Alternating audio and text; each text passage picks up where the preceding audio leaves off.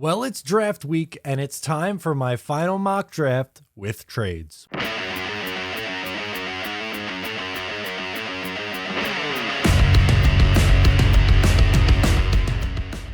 Hey, what's going on? I'm Matt O'Leary, back with another video, and today I'll be doing my final mock draft, and yes, it does include trades. Before we get started today, I just wanted to mention that you can follow me on social media at Matt O'Leary NY. If you haven't already, you could also check out the Just Jets podcast. New episodes come out every single Monday. And of course, the Just Patreon stuff over there on patreon.com/Matt O'Leary NY. Ton of bonus content over there. Absolutely worth your while to check out. All right, so let's hop into the mock draft. Round 1, pick 4. No trade here. Don't worry. I think this player is going to be available, and I think this player is going to be a New York Jet when it's all said and done, and that is Kayvon Thibodeaux, the edge rusher from Oregon. When you look at how I think the first 3 picks are going to play out, there's a lot of steam behind Travon Walker going up and being the first pick, which if that happens, I don't get it, but that's fine. It's Jacksonville. They do crazy things. Aiden Hutchinson, then to me, feels like an absolute lock at pick number 2 going to Detroit. He went to Michigan for college. Again, that just makes a whole lot of sense. Pick 3, I would think Ike Ekwonu would be the guy that would make the most sense in that spot for the Houston Texans. So if that were the case, that leaves Kayvon Thibodeaux sitting in the Jets' lap. And let's face it, they desperately need an edge rusher here. It would make too much sense to not grab an edge. You gotta grab an edge rusher. Come on, guys. It's been forever. Okay, round 1, pick number 10. This could go a couple of different ways, but I'm still on Garrett Wilson, the wide receiver from Ohio State. Yes, the Drake London love, while he's not my favorite receiver in this draft class, I understand it because he's the jump ball threat. He's the red zone target, but I think Garrett Wilson comes in and has the highest floor and is someone you could depend on in year 1, which is what the Jets truly need. Yeah, there's been some smoke behind the Jameson Williams train, which I get. I really like Jameson Williams as a prospect. I'm just unsure if the Jets are going to be the one to pull the trigger on Jameson Williams at pick number 10, but Garrett Wilson at 10, it makes sense. The Jets like these route runners. They like speed, and I think it just makes a ton of sense for Garrett Wilson to be the pick for someone who you could come in and count on right from Jump Street, right from, day 1. All right, we have our first trade. The Jets have a ton of assets, so I have them trying to get back up into the first round. So I have them trading pick 35 and 69, nice, which is about 795 points of value on the draft tech chart, and I have them trading with the Tennessee Titans for pick number 26 and pick number 131. With pick number 26, I have the New York Jets selecting Tyler Linderbaum, the center out of Tennessee. I just think Joe Douglas loves his offensive lineman. He's not going to win the debate to take an offensive lineman that early in the NFL draft at pick number 4. But they have the capital to move up and to do something like that. I think Linderbaum does fall a little bit in this draft, somewhere anticipating that he was going to be a top 10 pick. I don't see that at this point, which is fine. Obviously, it's not a necessity that he comes off the board that early, but I think it would make sense for this team. For your 3rd first-round pick, I think it makes sense. At pick 10, no. At pick 4, obviously no. But trading up for Tyler Linderbaum is not something that I'm going to be upset with. The value there at 26, I think, is fine. And you're essentially moving up and you're doing a pick swap. You're losing your 3rd rounder, but you're gaining another 4th. Okay, so now the Jets' next pick is pick number 38, and I have them going Jalen Petrie, the safety out of Baylor. He's extremely versatile. He has good intangibles. The Jets saw him at the Pro Bowl too. At the Senior Bowl, not the Pro Bowl. Hopefully the Jets see him at the Pro Bowl. That'd be pretty sick. But I think he's someone who could come in and be expected to be a starter from day 1, which the Jets need. I think they desperately need another starter. LaMarcus Joyner didn't play at all last year. Ashtyn Davis should not play again. And maybe you have something there with Jason Pinnock at safety, but definitely safety's a need. I think most people would agree with that. And I think Jalen Petrie at the top of the 2nd round is really nice. Would love Daxton Hill to be there. Don't know if he does get there. Jaquan Brisker might be able to be there, but at pick 38, I decided to go with Jalen Petrie, change it up a little bit, but I think that's pretty good value there.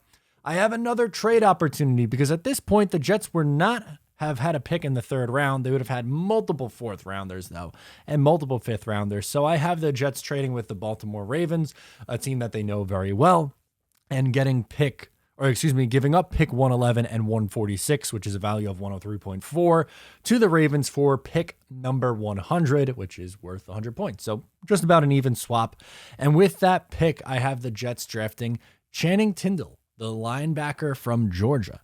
No, he's not Nakobe Dean or Quay Walker, the other one, but this is someone who has great speed, a 4.47 40-yard dash, and popped off the charts on the relative athletics score with a 9.82. I think he gets lost or underappreciated in that defense, which is kind of why he's available here in the third round. But again, I just think this is something that the Jets could be looking to do. If they don't trade, I would like them to go linebacker in the second round.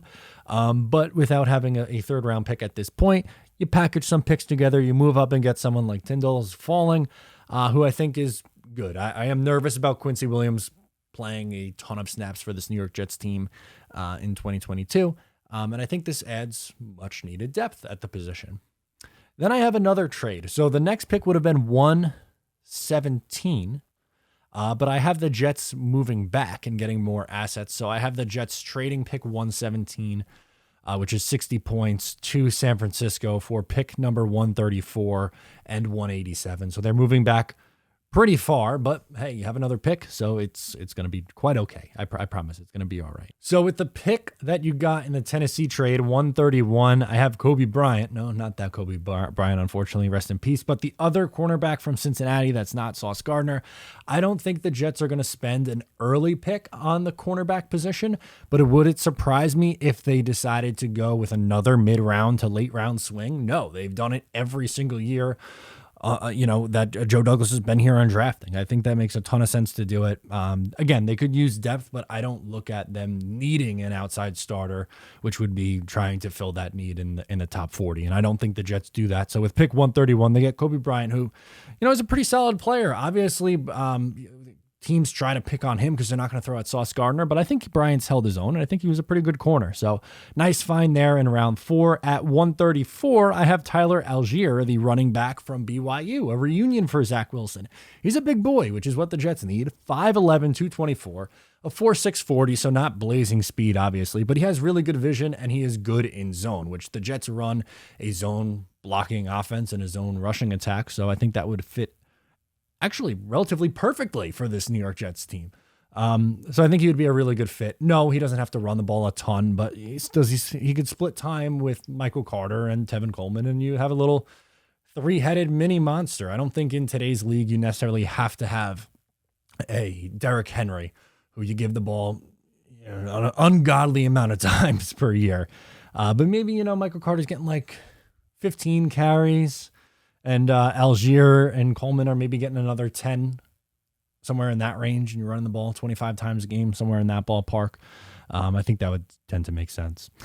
In round 5, that's my next pick. Round 5, pick 163, Matthew Butler, interior defensive lineman from Tennessee. I like his play strength. I think he's very athletic with good speed, which is something that the Jets seem to really like. Both Joe Douglas and Robert Saleh both really seem to like guys with speed and who are really good athletes. For instance, you can make a case that they overdrafted Ashton Davis in the third round in 2020, but his athletic profile was unique. And I think with Butler, he has a very good athletic profile. He has very good speed for the position that he plays, and it's a developmental swing. You don't need to spend an early pick on the interior defensive line, please.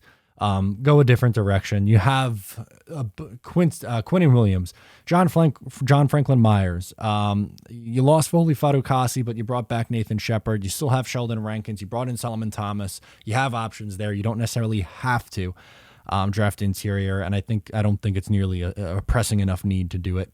And then round 6, so I did have a 6-rounder from my trades. Pick 187, Cole Turner, tight end out of Nevada. This is a developmental pass-catching tight end. He's not a very good run blocker, but the Jets have 2 pretty good run blocking tight ends in Uzama and in Tyler Conklin. So now you add Cole Turner to the mix, who is more of a pass catching threat. Him and Yeboah can kind of battle it out for tight end 3. It's a late round swing on tight end. Am I expecting it to turn into anything? Probably not, but I like his upside as a pass catcher, so why not? It's absolutely worth a swing. So to run through these very quickly here, round 1, pick 4, Kayvon Thibodeaux. Then I have Garrett Wilson at pick 10, trading up for Tyler Linderbaum at round 1, pick 26. Round 2, pick 38, Jalen Petrie. I have another trade, so round 3, pick 100, Channing Tindall from Georgia. Then I have, some more trades. Round 4, pick 131, Kobe Bryant from Cincinnati, Tyler Algier. After that, running back from BYU, followed by Matthew Butler, interior defensive line, and Cole Turner to round out the draft class. So let me know, how'd I do with my trades? How'd I do with this mock draft? Do you like it? Do you hate it? Let me know in the comments below or on social media. Thank you so much for tuning in today, and I'll talk to you next time.